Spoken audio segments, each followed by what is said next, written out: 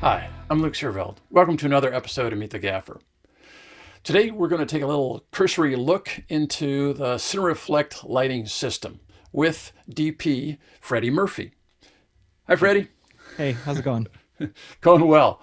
So I'm interested in this Mhm. because people keep telling me about it. I've seen it at shows and stuff like that, but never used it myself. And I always felt like I would have to hook up with a DP that was really into it so that we could both kind of, use it.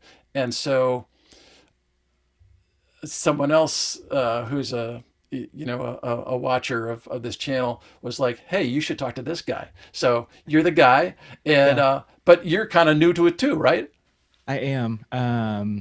I've had mine for less than a year now. I probably got the starter set from them uh late last fall, early last fall. Okay. And then And I've you're kind of like expanded since then. okay, and you're talking about the CRLS Yep. light bridge.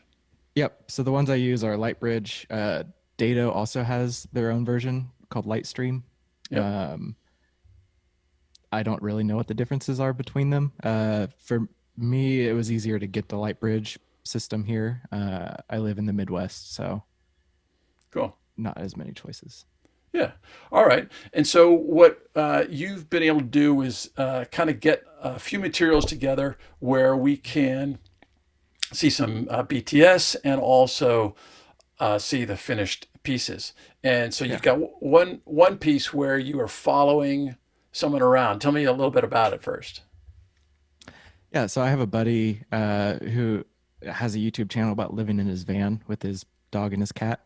Uh-huh. And so for Valentine's Day, he wanted to do like a fake van romance video. So he went out and bought a mannequin, and we went through all these scenes of him like on dates with the mannequin, kind of making fun of some of the more stereotypical van life things. And so for that, like he doesn't expect that much from me. I'm just kind of there to hold the camera for him to help him out. Um, and so it was just me, him, and our other buddy who was like running audio for him. And so being able to stick the panel, like the CRLS panels places, like let me have like a bigger lighting setup than I could normally do on my own, or the look of a bigger lighting setup. Okay. So if we cut to that a minute, Mm-hmm.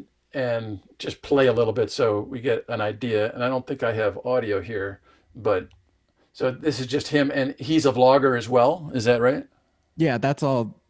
This pretty much it. Like he has a van life YouTube that's like primarily vlogs. Most of his videos are actually about building out the van and like Sure. some of the things he ran into.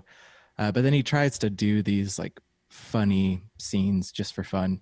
He's actually a director in town. I work with him on a lot of commercial stuff. Oh, no This kidding. is just kind of like his side thing for fun is living in a Right. van. We just stop it here a second. Hmm. Uh, and now, yeah, is it possible to sort of talk us through this? Yeah.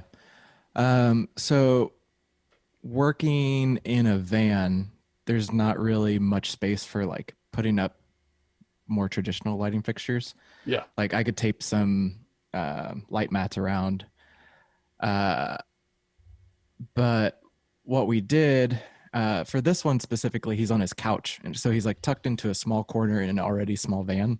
Hmm. Um, so I put one of the 25 centimeter panels up above him, opened the side door of his van, hmm Uh-huh. and then used an aperture 300D with a spotlight to shine it onto that to bounce it back down onto him. So that's outside the van here, coming up into there. Yep. And then for a fill, so above him is actually two panels. So that they're actually splitting the beam of the aperture. So Sure. about three quarters of it is going straight down onto him through like a softer panel. Yep. And then I'm using one of the mirror like ones to push the rest of the light back off to the side and then to like kind of fill him in through a Okay. third mirror. So you have two of them up here, Yep. and one of them is angled towards the wall, and one of Hmm. them is coming straight down. And then you had another one pushing from the side. Yeah. So there's one above him aimed towards the wall. And then the other one, instead of coming straight down, it's actually going off to screen left. And then there's a third panel over there that's returning that back onto him. Oh, That's so softer. so this one's coming down. So three panels, one light, and you're Yep. getting two main pushes basically. I think there might have even been a fourth, like super small mirror at some point, like just kind of adding a little accent onto the wall. Most of what's lighting that is the 25 centimeters. And I have some here. Oh yeah, So yeah. this, that was about the size of the key, and then uh, the fill. And then I think what was pushing light into the fill was a smaller, like a 15 centimeter. So Oh yeah, one of yeah. these. You can use the size of them to control the level. I have the smaller 15 centimeter one up there, returning that beam to the side, yeah, to that one there. The 25, when it was up there instead of the 15, was a little too hot. So just to lose a little level, we just switched to a smaller one to like change the ratio. So you lost level with a smaller mirror. Yes, because it's not capturing as much of that light beam to like throw Okay, it back. so You could it's also not kind of, making it spottier necessarily. not really. Okay, Because the one that's up top rigged there on the van is the number one, which is like the hardest one they make. It's almost a mirror surface. But then the one it's shooting into that's on his stove there is what is diffusing the light. So like it's spreading the light more, because I think that was a number three. It might have been a number two. But like they have different levels of like how they scatter the light. gotcha. So like switching out the first one that you're going to use to bounce into another one, you can switch it out for a smaller one, and your final source won't really be too much spottier. I gotcha. And so there's four different grades Yeah. from really mirror like to very soft. And the nice thing about them is like the softness, the way they grade it, 1 through 4, is the same between all the different panel sizes. So you have like 4 different levels of softness to choose from, and then you can also use the size to determine like how much output you're getting, like we did there.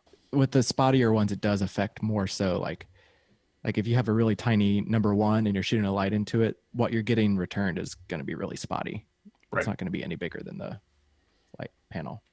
Right, and then those all have backing plates. And then you have to rig them, however. But Mm-hmm.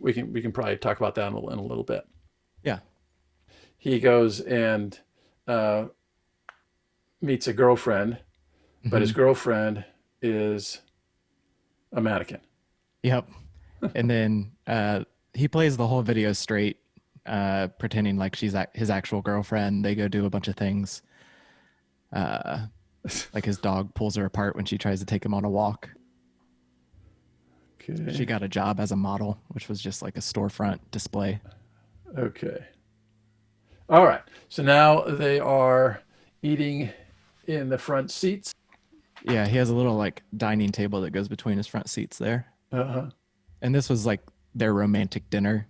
He blacked out all the windows, so there's no way to get light in really from the front or the sides there. Right. So this again, we opened the side door of his van. I taped one of these 25 centimeter panels up to the ceiling above him, to the top of the car, and just blasted the 300D into that. And then it gave us like a nice like soft light that fell off pretty quickly still, that just kind of played as like van interior lights.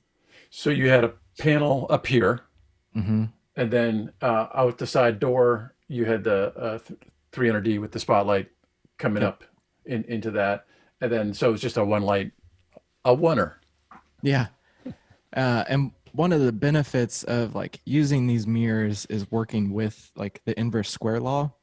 And so like having the light further away, even though the panel is right there above them, the light has enough time to like travel to where like when he gets super close to the panel, like his face is not significantly hotter than his hands. Like they are a Yep. little bit, but like he had the freedom to move around by putting the light further away. Yeah. Whereas if you had the unit right there, then it'd be, yeah. Yeah, it'll fall off. Much hotter. Yeah. Yeah, That's cool. is how it scatters.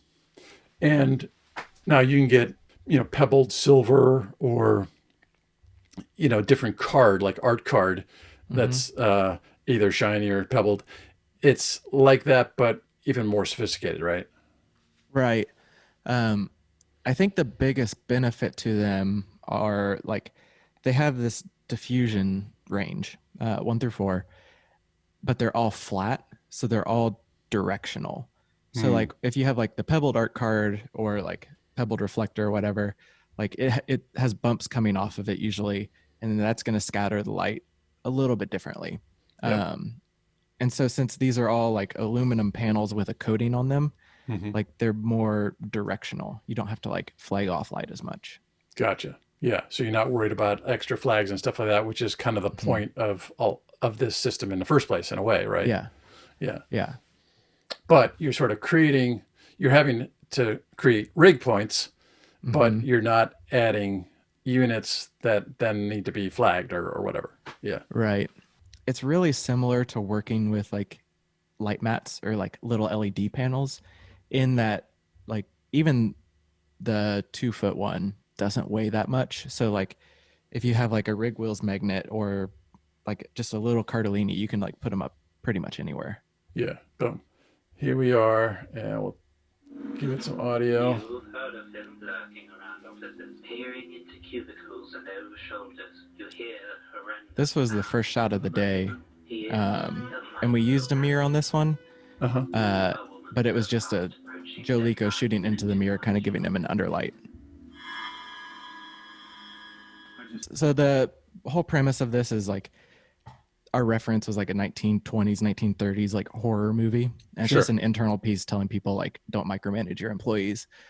Um, so we got to use a lot harder light than what I normally would for like a commercial.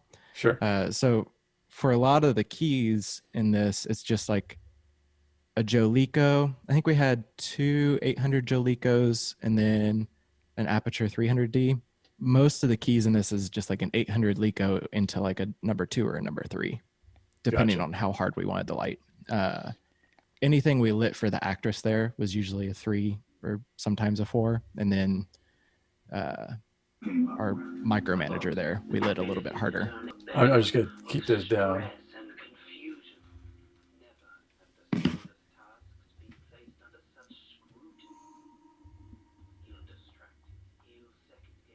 Now, something like that, was that all lit with mirrors as well? The little coffee area seen here, I've started using the mirrors in a lot of things I do, but I tend to use like combinations. So like Yeah. not everything is a mirror, not everything is like how I would normally light it. So this is a good example of that. Like you can't see it, but to the left behind the wall that his shadow appears on, Mm-hmm. there's not that much room there. And so to be able to light her and light the coffee area there, we had to stick a mirror up at the top left corner of the screen. And I think that light for her that looks like it's coming from behind her and giving her an edge is Yeah. actually in front of her camera right. But it's a Lico source, so it's going like up and over her into that mirror, coming back down to hit her from behind. Gotcha.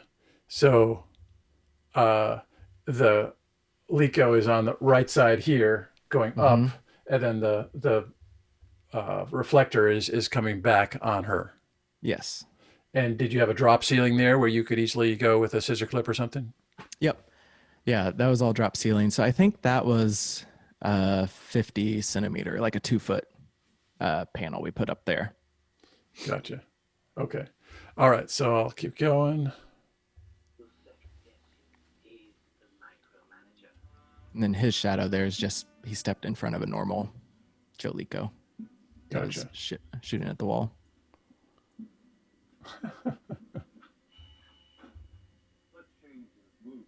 I don't know that we used them for this scene. Mm-hmm.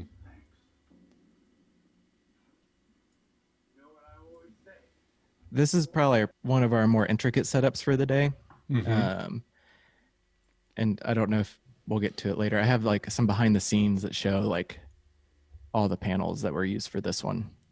you captured this image with the light on, right? The light actually stayed on. Oh, So we left the overheads on to bring like give us a general ambient. We knew it was going to be all black and white, so we didn't worry about color. We used the mirrors and like aperture there to like kind of make the key feel more like it was coming from the side and kind of override the top lighty feel. so here's your image. So you got a push coming from here. Mm-hmm. Yep. And then we have, it's really subtle. There is a hair light there that's also coming from the key.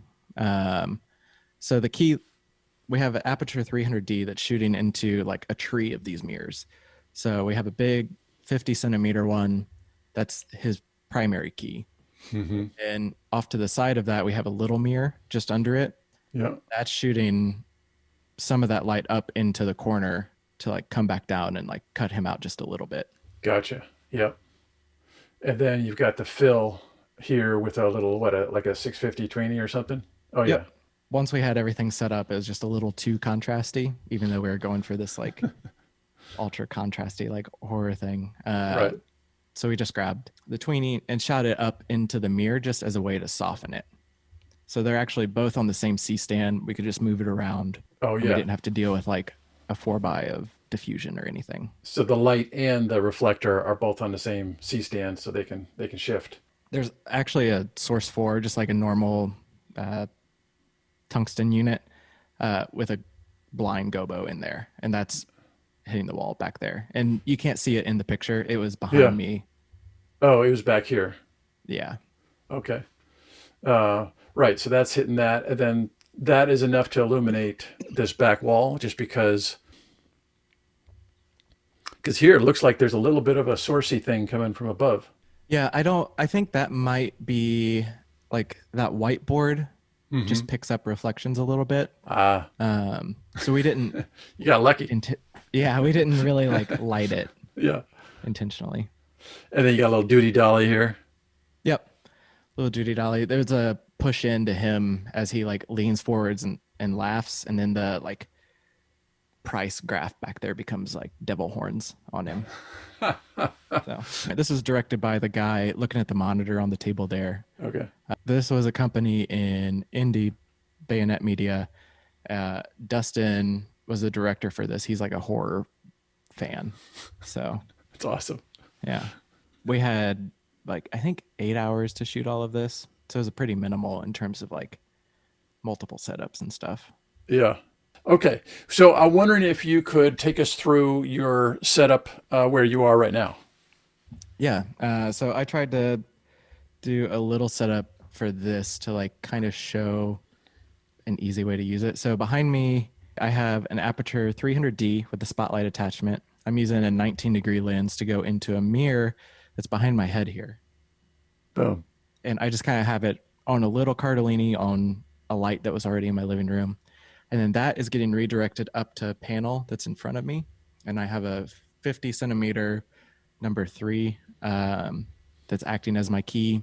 I have a little like 25 centimeter like bottom fill because I have a hat on. So if I cut that, it's just a little table light that I have, and then the panel's returning it.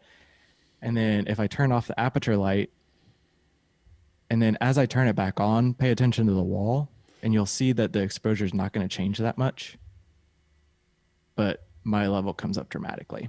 And it's because if you're using like a Source Forge, a Leica, something with a spotlight, you can shutter off and just cut it down to the size of the reflector. So like even though that light is shining directly into that corner, it's only hitting the reflector and it's coming over here.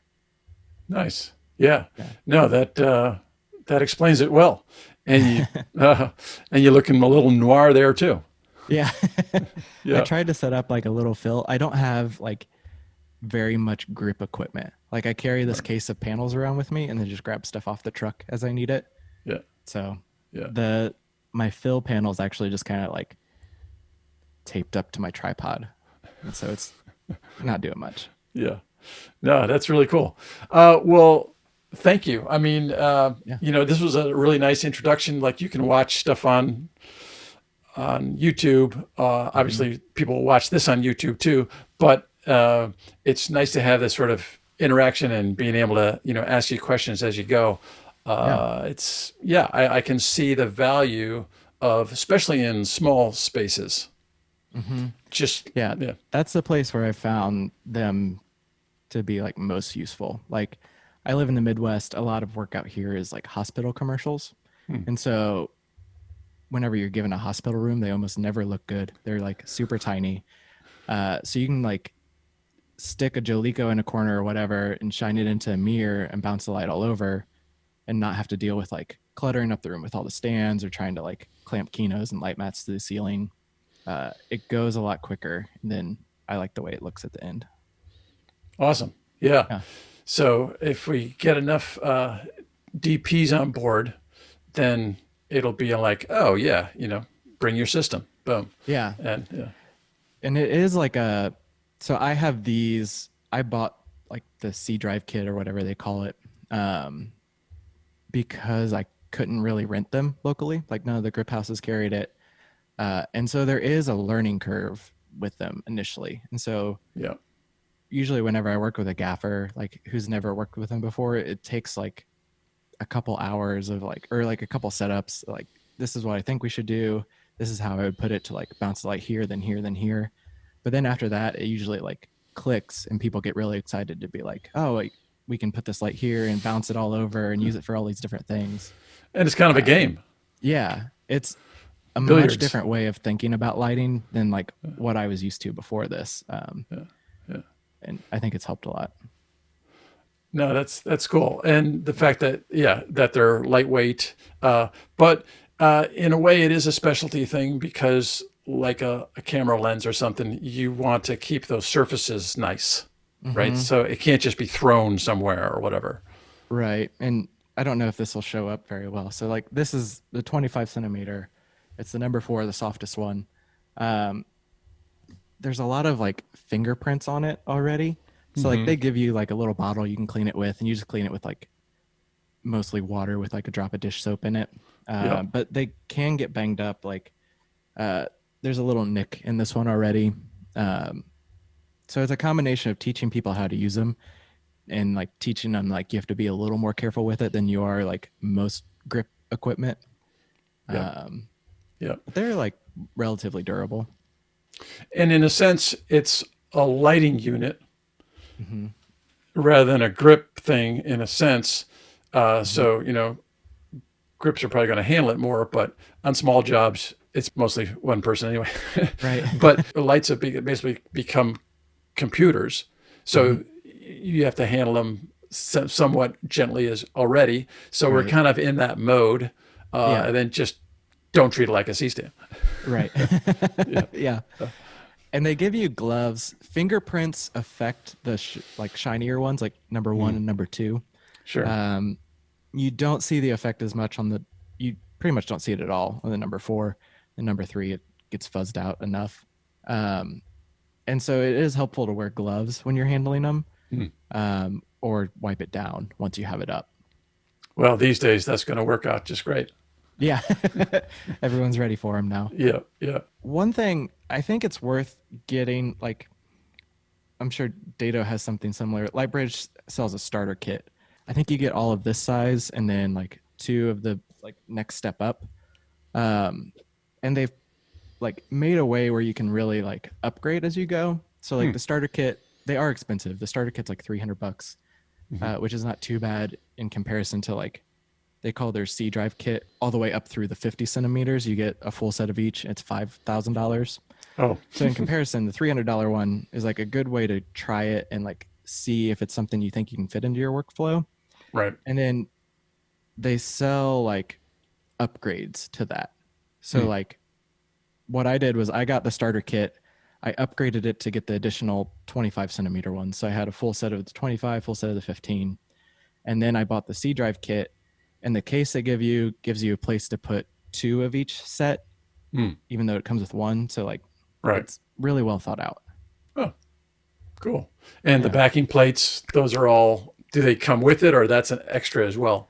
They come with it in the case. This like this box that sits on top of some of them. Mm-hmm. There's these little cutouts, and they store the wheels. And Oh. so, for anyone who doesn't know, this is the smallest one, and I almost never find a use for them. Uh-huh. But it's a good way to show the quick release. So they all have this like rail system on the back, Uh-huh. and the wheel just slides in. You lock it down, and then you get a baby pin receiver. And so this is what they provide you with the kit. So you can put it on the end of a C-stand arm, but I've found you need a lot more stuff to like really make it Articulate it. useful. Yeah. So I keep a bunch of this is just a straight up baby pin. So I'll keep these in to be able to put it in grip heads. These are really helpful. These are like knuckles. This one's made by Kupo. Mm-hmm. You can just break it. So you can put this on the stand and then be able to rotate the mirror however you need to. And then I just got these, and I've found these really useful recently. This is made by Manfrotto. Yep. And so it's just an articulating arm with a baby pin on either side. Sure. And so this doesn't hold the 50, like the 2-foot ones, very well. Right. It will if you really crank it down, but all the other ones, like, it lets you put them pretty much anywhere. And you can just like throw a Cardellini on a stand and have a tree of these mirrors like shooting light wherever you need it. And it gives you enough articulation so you're like 2 feet away or whatever. And if you have a larger one, Yeah. And they make some other ones where it's like 2 points of contact between each articulation. And I think those are rated for like twice as much weight. Those would probably be better for the 50s, but I haven't tried them. Yeah. So you modify as you go. Yeah. They give you enough to get started. But if you get like the little starter kit and like a couple of baby pins, like you can do everything I set up here with that. Right. Right. Yeah. And then you just need a couple Joe Licos. Yeah. Yeah. That's one thing too. I've used these with like a 4K HMI, like just a par shooting up at them, coming in a window. Yeah. It doesn't catch as much light as you would think. I think having like Dado has the parallel light HMIs.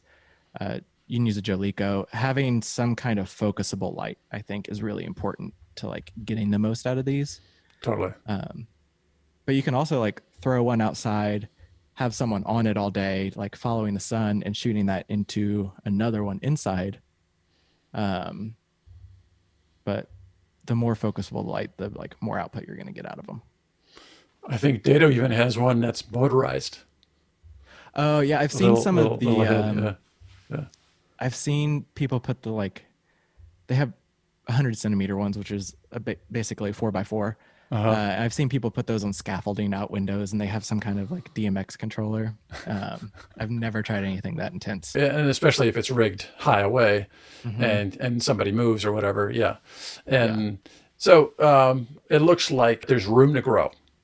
Yeah, there's room to grow. You can start small. They even sell a little like kit. I think it's just these, the 7 centimeter ones. And they give you like a little model room you can build and like shine lights into it and stuff. It comes with like a little model chair and stuff. Sure. That's the cheapest one. I think it's $50 or something like that. Right. So you can get that to play with like the theory behind it all. Yep. But the starter kit is the way to go if you want to try it out. Good recommendation. Yeah. Cool. Well, thank you so much. Yeah. This is, I mean, it's a fun introduction to a very useful system, it looks like. And thank you for watching. We'll see you again next time.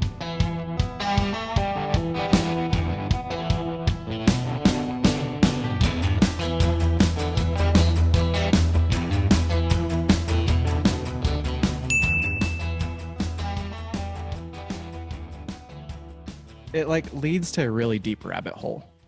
Like after I got these, or even before I got them, I was watching like all kinds of YouTube videos, and there's like so much information out there that like, I don't know, until you use them doesn't really make sense. Like kind of does, but well, there's been a lot of interest. So I think, people will really appreciate your view into it, and just, sort of that more hands-on, not marketing. Mm-hmm. There's so Yeah. much of that. The first time I saw him was at like NAB, like 2018 or something. They were showing him off, and I was like, "Oh, that's silly. Like, it's just little reflectors that go everywhere." Yeah. I wish I had like taken the time to like talk to him and like see how they were used, but Yeah. I mean, I've pretty much had that same. I mean, I've seen enough high-end DPs say this is best thing since sliced bread, but practically speaking, I never felt like I could get into it and try to sell people on it. So it has to be sort of a two-way street, really. right. They're great for like one-man band stuff too. Like the van video from earlier. Yep. Like I didn't have any crew. It was just me. Right. And I was able to do like much more intense setups than I normally would, because I still only had to like move one light around. Yeah. It was just a matter of like sticking reflectors everywhere. And if it's a 300D, put it on batteries. Yeah. 800 Jaleco is like the sweet spot I've found. Cool. Well, right on. Hey, man. Appreciate your time, and have a good day. You too.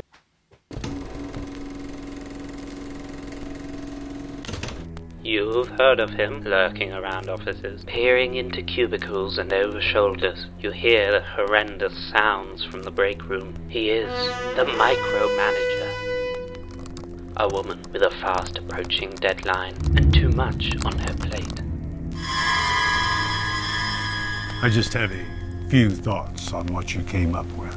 A boss with the ability to turn any workplace into a bedlam of stress and confusion. Never have the smallest tasks been placed under such scrutiny. He'll distract you. He'll second guess you. He's the micromanager.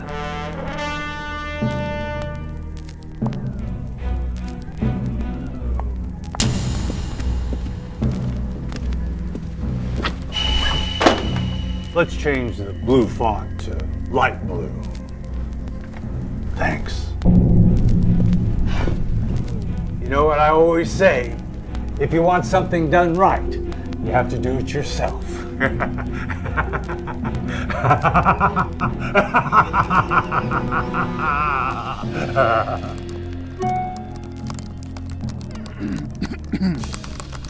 Brain-paralyzing pinging will disrupt your flow and have you quivering in your seat.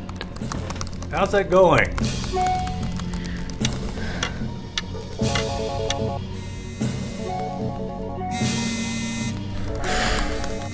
Got anything to share? You know what?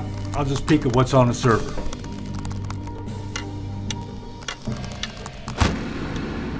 Here's my revisions. Still think we're on track for end of day.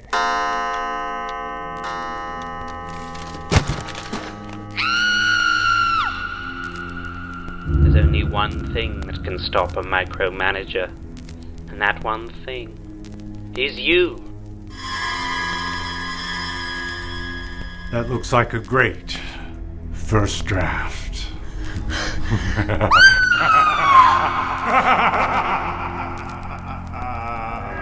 Beware the micromanager coming to an office near you. Presented in Cinevision.